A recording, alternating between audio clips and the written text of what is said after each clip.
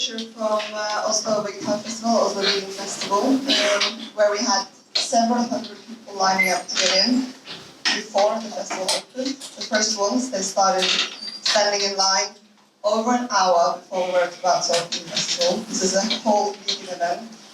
The Minister of Climate Issues in Norway came to open the festival, and we also had press coverage from the largest news stories, the largest news show, and also the largest radio station in Norway.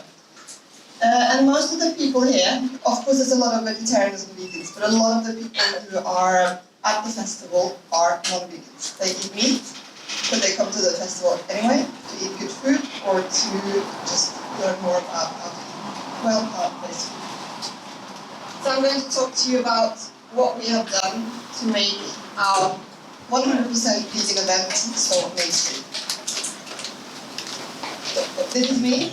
I do with my colleagues, Harold in the middle, who's also here today, and my other colleague Simme. It was actually me and Simme who started the festival 10 years ago, and Harold became an owner this year after being a volunteer and an employee for since the beginning. And to tell you how, I'm gonna like split the talk in two. The first talk is just short about the festival, and the second talk is about what we have done, how we made it so mainstream. So to talk about how it all started, we have to go back to 2009. It was a very dark area for veganism in Norway. There was no vegan food anywhere. People didn't know what you were if you were a vegan. If you were going to order a veggie burger somewhere, you would get a bun with no burger in it, like literally just a bun and salad and ketchup. And we ate that, and we were like, yeah, they have a vegan burger. So when we heard about Bristol vegfest in the UK, we were like, oh, this sounds great. We have to go there to see what it's like. So we went, and it was heaven. We met so many nice people. Everyone was interested in animal rights. They had loads of tasters of different foods, vegan cheeses, vegan ice cream. I hadn't eaten ice cream since I became a vegan. It was just insane. And the vibe was so good. It was just like coming home to meet people like you, and it was so inspiring. So we thought we want to do this in Oslo as well. We need to have something like this in Oslo. But if you want something done, as you all know, you have to do it yourself. You can't just sit around and wait for change, so you have to be the change. So we decided to start Oslo Vegan Festival. And this was back in 2010, that was the first festival. It was very different. Facebook was not like it is today. So we had no clue how many people would come. We booked this little conference center, and we thought, well, 250 people should show up. We have some friends, and there should be someone else. We were really, really hoping for 500. And at the end of the day, it was a one-day event, 1,100 people had showed up. We didn't even know where they came from. It was just, it was so nice. And all the food booths were sold out by 2 o'clock. There was no food left. And I remember Harold was, because we asked people we knew to have talks, and I remember Harold was going to have a talk about how to win the vegetarian discussions, and I was like, I hope someone's going to come. So I was walking around telling everyone, yeah, you should go up, there's a talk on. And I went up, and the room was packed. It was like no fire safety good at all. It was just, people were just pouring out of the room, and I could see nothing. So it was super popular. So that's how it started. This is the first year. Now here it looks kind of empty. This is at the end of the festival. It was open till like 5 or 6. So yeah. And then we had to move to a bigger place inside. And we moved to a bigger place because it just grew and grew and grew and grew. And we moved outdoors as well as inside. And then last year we moved the whole festival outdoor. So we have a huge food area. We have loads of different stalls. We have tents with talks and cooking classes. And we also have a children's area. This is a picture from this year's festival. This is the food area. So it's all outside, which is really, really risky, but we live in Parma, so we had good weather. just a little bit of rain this year on the Saturday, but we're really looking for the weather. So, yeah, 6,400 sold tickets.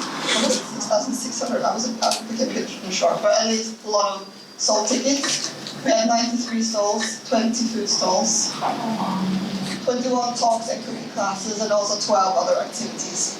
So loads of different activities for everyone. We even had speed dating which is super popular.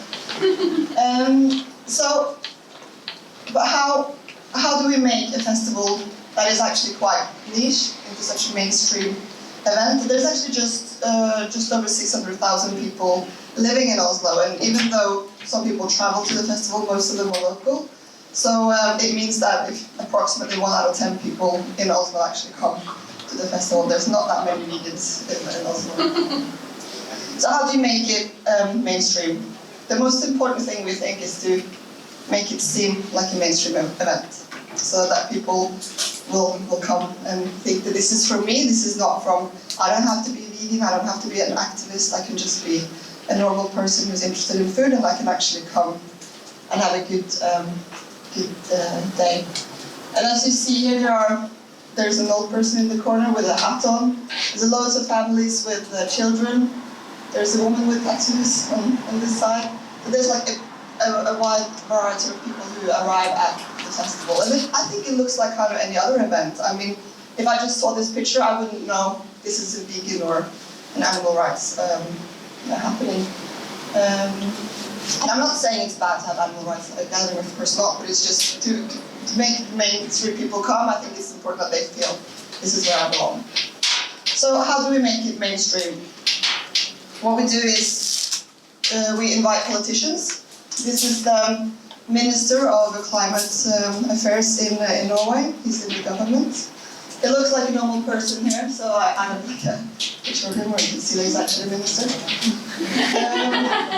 He comes and he opens the festival, and he has talks. He says in his little speech that it's really important that all of us eat more plant-based. And it's really important for us that he's there because he makes the festival legit. I mean, he wouldn't, as you probably all know, like Norway as well, vegans and animal rights organizations and people have. Some people think that we are terrorists or like really crazy people. But when the Minister of Climate Affairs comes to our festival, he wouldn't come if it was something illegal or frustration. So that's really, really important for us. And it's also really important for the politics in Norway because when he's here, he sees that so many people are interested in vegan food, and so he will incorporate that into his work that he does as well and be more positive when he talks about these things in his work. This is the previous Minister of Climate Affairs in Norway. He comes and he opens the festival. Came and opened the festival, cutting a ribbon. We thought we were really clever and put up a ribbon with lots of plastic fruits. And he was like, "Why do you use plastic?" We were like, "Yeah, we should do that again." So, but what we did to make them come, we asked, because it's easy to say, yeah, just make the minister come, but how do you actually do it? We just asked really. We asked and we told him why it's important that he comes. We showed research from the United Nations about why it's important to eat less meat. And we always say eat less meat. We never say go vegan. We just say eat less meat. And why it's important that he's here. And we just asked, and they said no every year for so many years. We just kept on asking, and then we never thought they would say yes. But then one year he was like, yeah, I'll come. We're like, oh, he's coming. And when they first come once, he didn't say, yeah, you came last year, you should come again this year. So, and what's also very good about having ministers or politicians come is that the minister, if they come, the press comes. So if you see here, this is NRK and TV2, which are the major TV stations in Norway. They're covering our vegan event, which is great. It's also important to speak to the press to make it more mainstream. When this is the largest news show in Norway, a lot of people watch it. This is probably one of the most seen shows in Norway. And they came and they made like a really super positive report about the festival, which is of course really important for us, even though our main audience are not the same main audiences here, because a lot of older people watch this new show. And but we think it's really important for the cause as well, because we all have grandparents and parents who might be really skeptical to us eating plant-based or eat vegan or people eating more plant-based. But when everyone sees it on a positive report on the biggest news show that has like really, really good credibility, they think, oh yeah, it's not so dangerous with plant-based food. It's not, my granddaughter is not going to die because she's going to eat plant-based. So how do you get to speak to the press? I think we're lucky. I'm a journalist. I worked in NRK and I work sometimes in NRK still. So what I know is that journalists, they have really high pressure to get cases into their news shows or their radio shows every single day. So by helping them make good cases, you're actually making their job easier. But it's not so easy, because some of us, we just send press releases to a new show and we hope they catch it, but they don't, because they get so many. So it's important to be clever. You have to find the person in charge and talk to that exact person. If you watch news shows or if you listen to radio shows, in radio they'll often say it at the end, the producer is, at least they do in Norway. And in news shows they'll be in the titles at the end. And it's really easy to find their email address when you know their name. It's most often just for their first name and second name at NRK. So we email them directly. We email them, hi, Kari, would you like, so it's actually by name. It's not to everyone, we go specifically to one. And also it's because journalists, especially in Norway, are really afraid of what they call marketing interviews. Like if you have a new book or you have a festival and they just come and promote it, they don't want that, because they don't want to be somewhere where people can just talk about their things as a marketing without getting any other questions. So what we do is that we give them examples of what we can talk about that are not necessarily related to the festival, but about veganism. So this year when this picture is from, we one of the examples we gave them was that there was like a really large increase in the festival and in vegan food, and we said we can talk about what it was like before, and we given them examples like when we first were vegans, how we went to restaurants and we could only serve lettuce and cucumber and tomatoes. For your younger people, maybe that's really strange, but that's what it was like. And then compared to what it is now. And this is a story they can tell, a news angle, but that is not about promoting the festival, it's about something else, and the festival is being promoted as a result of that. Here is the largest radio morning show in Norway. This is in Oslo. It's the same with radio, the producers there said at the end. With radio shows it's a bit different than news shows, because they often have guests that talk about things. It doesn't necessarily have to be a news angle. So it's really important to research, figure out, instead of sending out to everyone, pick some shows and think, what do they do, what are they looking for, what kind of stories do they normally run, what kind of guests do they normally run, how can I make this into what I'm talking about. And often on radio, it's all about stories. If you can tell a story or more stories, they will accept you. And send them in, when you contact them, write down a list of what kind of stories you can tell. Give them exact examples, and you can also tell the story if it's not too long, or just make a summary of the story in the email. What's also important to make the event mainstream is to decide on what kind of message you want the event to have. In Oslo Vegetarfestival, we are all about giving a positive message. We never point fingers at people for eating meat. We always say how much good food there is when you eat plant-based, and how easy it is to eat less meat.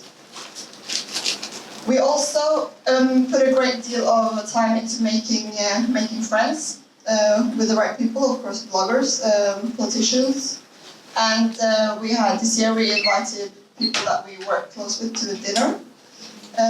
When you invite people to dinner, it's also really important to make it look like it's not a PR event, because journalists won't go to the paid event. Politicians and a lot of companies are scared to go to events that are paid.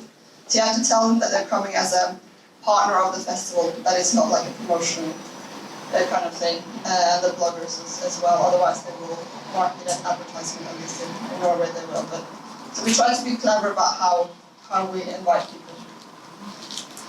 And it's also important to not have enemies to be mainstream. So we have been inviting this year. We invited the Norwegian Farmers Association to come to the festival and also to this dinner. And this guy here, he's a potato and grain farmer, but he's also a pig farmer, huge pig farmer in Oslo. No, not in Oslo, in Norway. And he was sitting next to me at the dinner, and it was super nice. He's really, really friendly, such a nice guy. Of course, everyone's friendly if you know them. And we talked about his pig farm, and I asked him questions, not like judging questions, just to learn. And it's really important for us to. And he was super happy, and he got a really good impressions of vegans, vegan food. They actually came with it. We weren't sure if they would come, but they came. And it makes, when he talks about vegans to his colleagues, he's going to have a good impression of us. It's not going to be a polarized debate, like I'm sure you have as well. And the reason why we do this is we've had problems in Norway with Facebook groups that are farmer groups and vegan groups where people talk really bad about each other. And of course we look in each other's groups. And so we think we're like in a war with each other, and I don't think that's good for us. I think it's better if we can all be like we're working for the same cause in a way. And we're not, but what we focus on is the same that we want, that they want. We want people to eat less meat, and we want people to pay more for the meat they eat. So the animals can, so the farmers will be able to have less animals and hopefully give them better lives. And that's exactly what they want as well. They want more pay for their food and the food they make. And also, of course, we want more plant-based farmers in Norway. It's also very important that when you want to make a mainstream event that you seem professional or are professional. So we are really strict with all the people who have stalls at our festival, that they have to be professional. If someone doesn't pay here, they're not allowed back. Unless they're like super nice to us. But they are. Because we think when people come into the festival, they have to see that it looks professional. If it's just a lot of random stalls where people are serving strange food, they're not in line with the food authorities' rules, then it's not going to look like a place they want to be. So it's really important that you are professional. We are also have Odd Harald is a lawyer, so we have really good agreements. And we are a company, and even though we started as like an idealist event, we try to think more and more as a company and treat everyone as a company. We also think it's really important that the people who come to the festival see things that they've can see other places, like foods that they can buy in normal shops. So we have a lot of large exhibitors who come and give out samples for free, which is really good for us because the audience love getting free samples and stuff. It's really good for them because they get to promote their products.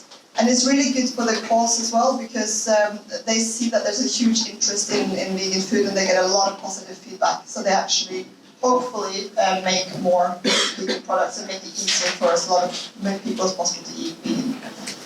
At the same time, we need to not be all big companies. We need to be, people have to walk around the festival and go, oh wow, that looks really cool. And we do that by also having really small companies who are professional but make like really nice things. Like this girl here, a woman here, she makes beautiful cards and posters that are with animals. So she's been at the festival for many years.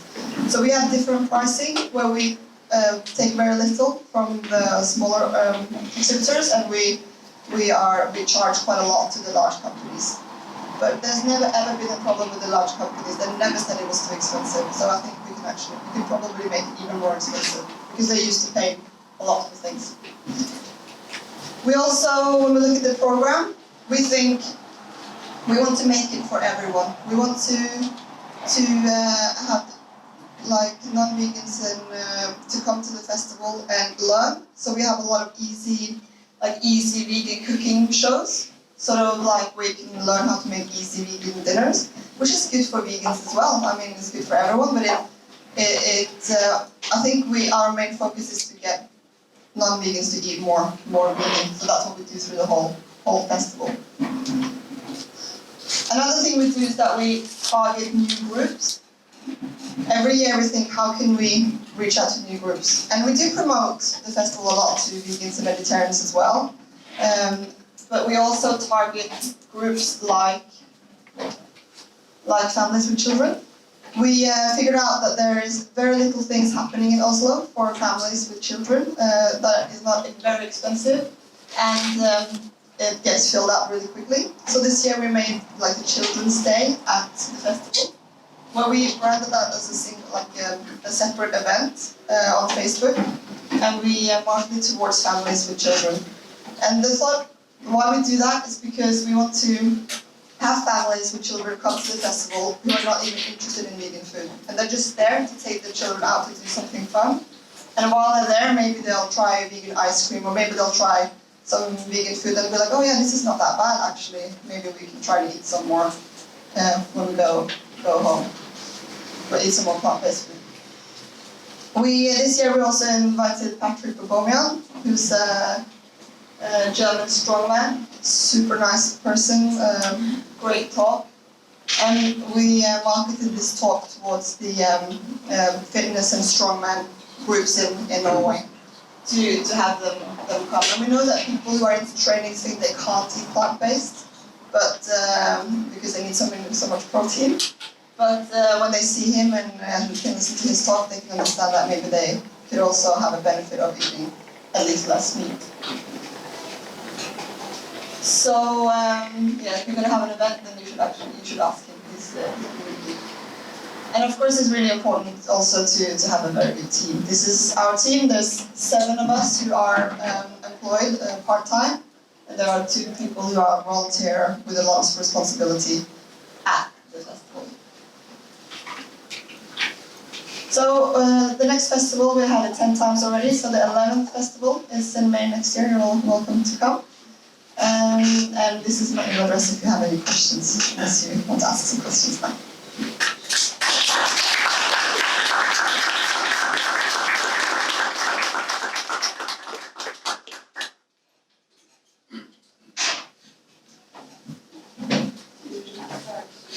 Okay, you can just if you can speak loudly. Thank you for the nice good talk.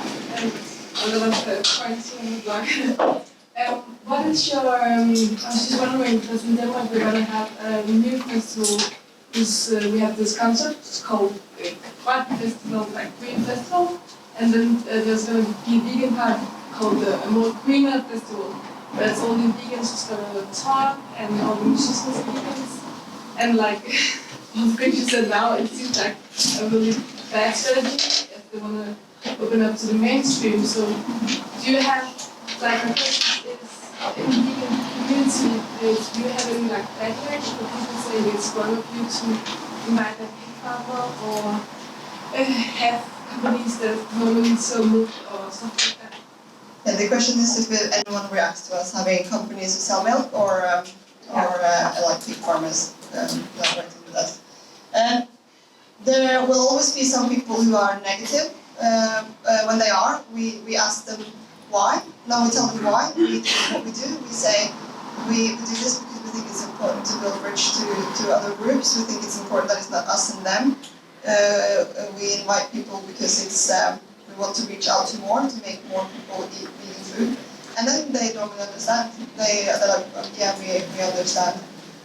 But it's been a discussion that we've had, like we have companies at the festival like Unilever, which is like a major international, multinational company, who are not what we normally like, vegans normally support, but they have new vegan products, and so we decided that we wanted them to come because I think if everything is going to be plant-based, I think it's really important that we get the big companies on our team as well, and they see that this is important.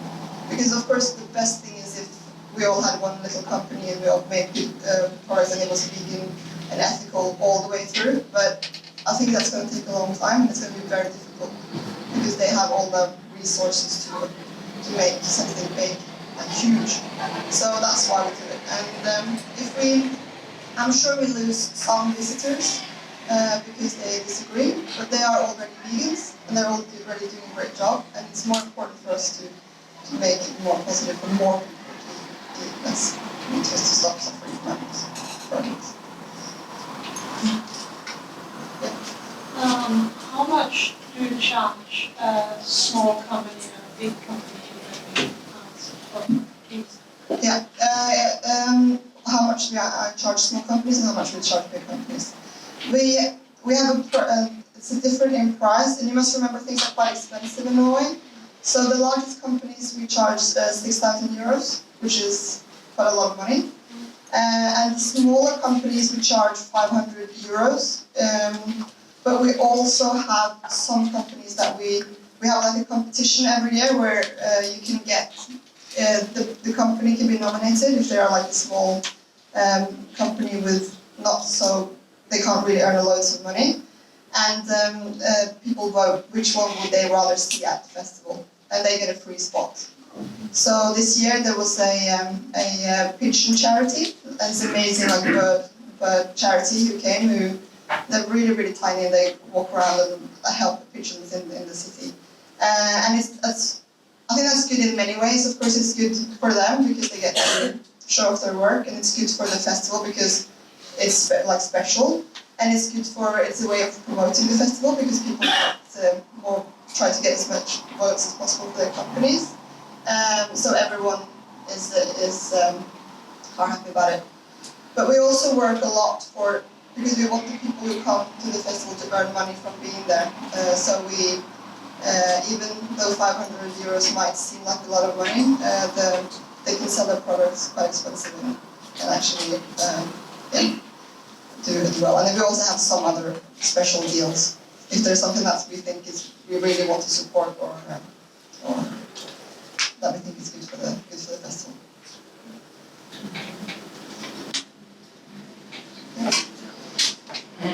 Have you tried to do some concert, like involved music in the festival? Yes, last year we had, she asked if we had any music at the festival. Last year we had a concert, like a stage with concerts.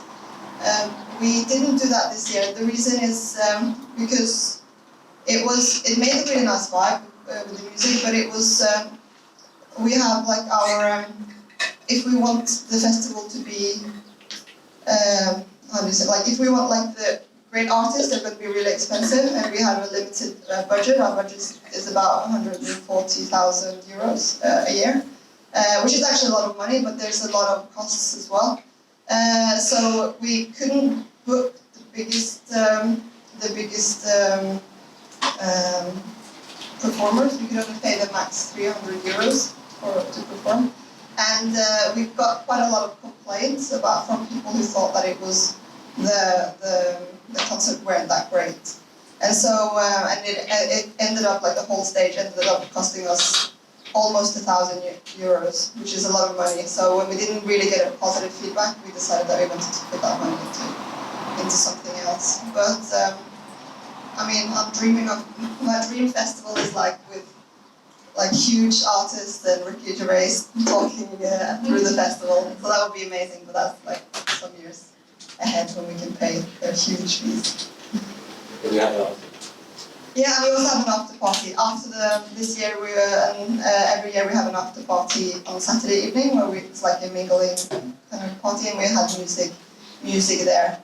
But at the after party, it's a bit difficult to have music because a lot of people want to talk, and if it's too much music, they come to meet other people. So it's we're not sure how we'll do that next year. People want different things. Some want to listen to music, some want to talk and the music is. Another question about budget. So, if I understand right, you don't attract any funds or grants, you just do it on the participation and entrance fees, is it so? Yeah, she asked if we get grants. We don't. We've applied for grants many times, but because we're in Oslo, it's really difficult to get grants to have something happening because there's so many things happening already. If you live outside Oslo, it's easier because they want things to happen in their local community. So we spent a lot of time applying, but we never got it. So we just stopped spending time on doing it. But Harald, who became an owner this year, he's going to try to see if we can get money from the government. I don't know what would you call it, statsbudsjett, like their state budget. We were hoping that we can get like money from the government every year. Yeah. Do you have sponsors instead? Yes, the sponsors are the people who pay 6,000 euros. They're sponsors. So we advertise for them on Facebook. They get the logo and the posters and that's like the package. And they also get the stuff. I have two questions. So the first one is, like back in the day before Facebook, how did you get the message out? Did you do like leaflets or posters? And the second one is, do you collect any data on your guests, like who they are, if they're young or old, vegan or vegan? We first back in the days how we promoted it, we just put up posters because there was at least one vegetarian restaurant in Norway at the time, maybe two, I don't remember. And it was we put up posters there and we told people that we knew. I don't even know how to promote it. I don't even know how 1,100 people heard about it. Do you remember? No, it was like a surprise, but we did put up some posters and stuff like that. Yeah. I guess the posters in the streets or word of mouth. Yeah, posters in the street, word of mouth. Yeah. And the second was data. We haven't been. That's one of the things that we're also going to do better this year, to collect data to find out who they are, and it also makes it easier to apply for some grants that if we can say a lot of people who live in this area come, and then you should give us the support. But we've had like the news report that was from the festival that we saw there. They talked to people, and none of the people they talked to were vegans. I mean, there are of course a lot of vegans there as well, but and whenever we talk to people, a lot of them say they don't eat plant-based. They eat meat, but they are interested. But hopefully we'll try to get more, find out more about our customers this year or next year. I just want to ask all the people who saw us at this festival, are they only from Norway? Do you only invite people from Norway? No, we invite people from abroad as well, but because some people contact us, so we had what they call vegan bodybuilders. He's been there several times from the UK, and we also had a really nice what do you call it, like makeup kind of company from, what was it, Romania? Estonia this year. They had like beautiful products, but it's quite expensive to travel to Norway, and it's really expensive to live in Norway. So like your beer is like 10 euros, so it's like, it's super expensive. So the food stalls are all from Norway? Yes, they're all Norwegian. So, all of them have companies in Norway, don't they? Yeah, but we know about the Swedes. Oh yeah, of course, and a lot of Swedish, like Oatly is a sponsor, so they come from Sweden, Oat comes from Sweden. So yeah, a lot of Swedish, they're all Swedish. But are you open to, not because I have my own food stall and food truck, but are you open to people outside? Like, Yeah, definitely. And we also want to promote the festival more to people all over places, like visitors as well, all over Europe. Do you measure the impact of the festival by, for example, surveying the visitors? We because we have a limited budget. Because we work we do this part time. So there's we've been thinking about having a ceremony many years in a row, but we haven't been able to prioritize doing it properly yet. But we are hoping to do. We're only surveying the people with stalls so far the last years, not the visitors. So that's one of the things that we want to do. But it's how to ideally, we want to have surveys at the festival so that we talk to the people who are actually there, not the people who because if you send out a newsletter or if you put it on Facebook, we think that a lot of people who are like super interested are going to answer and not like everyone kind of, not like, I don't know how to say it, but that you get like one group who will answer and not everyone, like the broad group. So, but if we want to do it at the festival, but it costs money, so we haven't been able to do it yet. It's also a challenge that the majority of people buy tickets just maybe spontaneously, or at least the day before, or in the door. So if they buy it in the door, it's not possible for us then to note down what they're called, or what their names are, their email address, etc. So then they come in as like unmonitored people. So then we don't really know who they are. But I think that's very important to do that very soon. So as soon as we can afford it, we will definitely. That's one of the top priorities.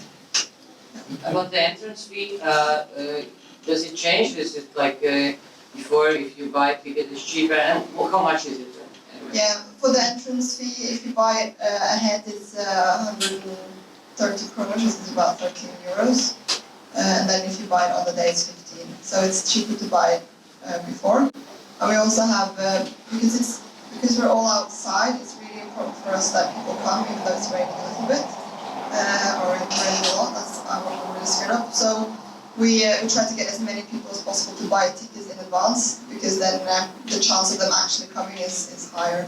So it's a bit cheaper. But we also have that the 251st people who come to the festival with a pre-bought ticket get a goodie bag, and the goodie bag is it's super nice. It's filled out with loads of freebies from different stalls, and the value of the goodie bag is higher than the value of the ticket.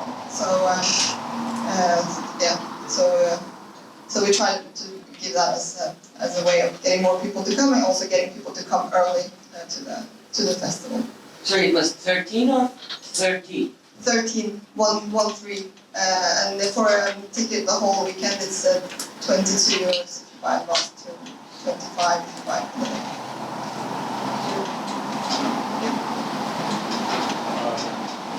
Do you think that the work in the name of the festival prevents you from getting more visitors? Yeah, the thing, because we call it Vegetarfestival, which in Norway actually means vegetarian festival, but everything is vegan. So we did that when we started 10 years ago to make it more, to make it less scary. We thought, because vegan was, not many people knew what vegan was back then. Now we've been thinking about if we're going to change it to a vegan festival, because it's so, now vegan is like quite hip in Norway.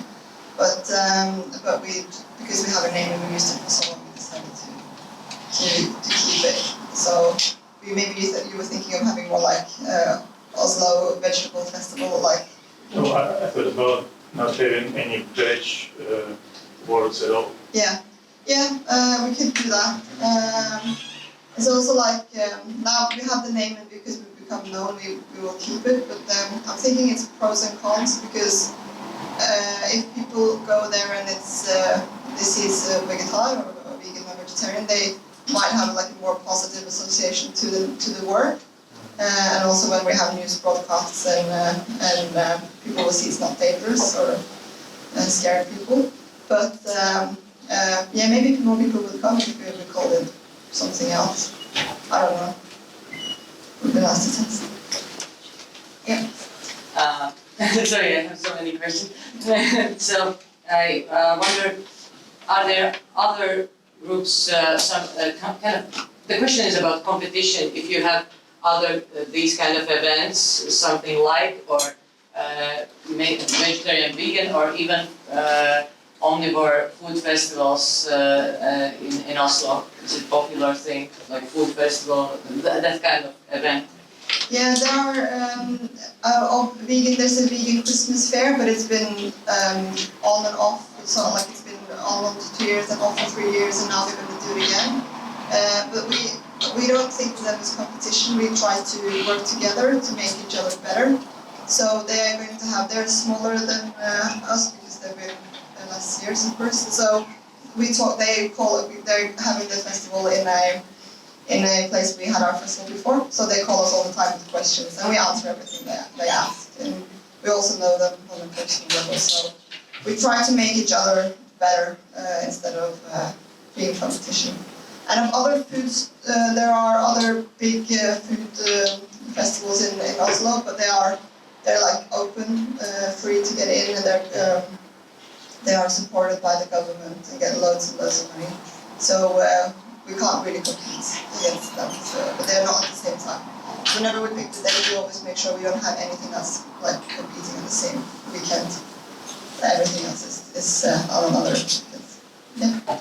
How did you choose between making people pay entrance or making the holders paying for what they give? So I guess that would be, is that how the other festivals are making money? Yeah, she was asking how we decided to make people pay to get in instead of charging more for the stalls. And it's just because we actually, when we moved outside, we were thinking about making it open, but because it's so expensive to host, and we have so much money we need to get in. And another important thing that I didn't say is that we work there as a job. We get paid to work there, which is super important to make the festival go every year. If we did it voluntarily, I think we would stop after year 5. So that's super important. But the thing is, if we were going, the people like to sell tickets for about 70,000 euros. Is that correct? Yeah, 70,000 euros. So that means that every stall would have to be like 700 euros more expensive, which is so much that it's not possible. But if I could choose, if I was super rich, I would make the festival free, of course. But it's just a way of splitting costs to make it possible for us. But to make it free, it would make it less valuable for the visitors. Yeah, we've been thinking we could do that as well. But a lot of the people in Norway, they like people like 13 euros is not a lot for people in Norway. It's less than a movie ticket. So it's not that much. It's actually like kind of cheap, not super cheap, but it's not expensive. So we could, and if there are people who have no money, it's possible to volunteer for the festival or to do other things as well. So it's just because we have so much we want to do, so we're more looking at how we can get more money and to be able to do more even better speakers, even bigger tents in a bigger area. So we're not there where we can cut costs and try to find places to earn more money to do better. Yeah. Do you advertise in newspapers? No, we haven't so far because the newspaper sales in Norway are declining and it's still quite expensive. So we haven't done it yet. Our marketing budget is not that great, and it's mostly on social media. We try to get a lot of press coverage instead because it's more valuable in a way because it's been fact checked by someone instead of just being us promoting. So we use the money on trying to get free promotion instead. Yep, that's my time is up. Thank you so much for coming. And